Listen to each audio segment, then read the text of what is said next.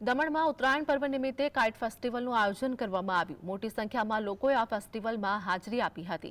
રાજ્યના અનેક ક્ષેત્રોમાંથી આવેલા પતંગ રસિકોએ અલગ અલગ ડિઝાઇન ધરાવતા 15 ફૂટથી 50 ફૂટના પતંગ દરિયા કિનારે ઉડાડતા જોવા મળ્યા હતા। દમણ ટુરિઝમ પોઈન્ટ હોવાથી મહારાષ્ટ્ર, ગુજરાત તેમજ અન્ય રાજ્યોથી લોકો આ ઉત્સવમાં ભાગ લેવા ઉમટી પડે છે। વાપી અને વલસાડ જિલ્લાના લોકો પણ આ ફેસ્ટિવલમાં જોડાયા હતા।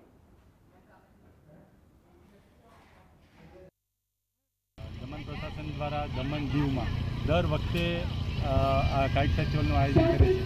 દર વખતે આ રીતે અમે લોકો આ કાઇટ ફેસ્ટિવલનું આ ઇવેન્ટ કરીએ છીએ અને ખૂબ જ સારો રિસ્પોન્સ દમણ અને દીવમાં મળે છે।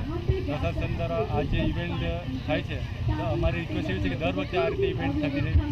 ઘણી બધી જગ્યાએ આ ઇવેન્ટ દર વખતે થાય છે, પછી કોઈ વાર નહીં થાય છે, પણ અમારું એક રિક્વેસ્ટ છે કે દર વખતે આ રીતે ઇવેન્ટ થાય ને ટુરિસ્ટને એક એન્જોયમેન્ટ મળે।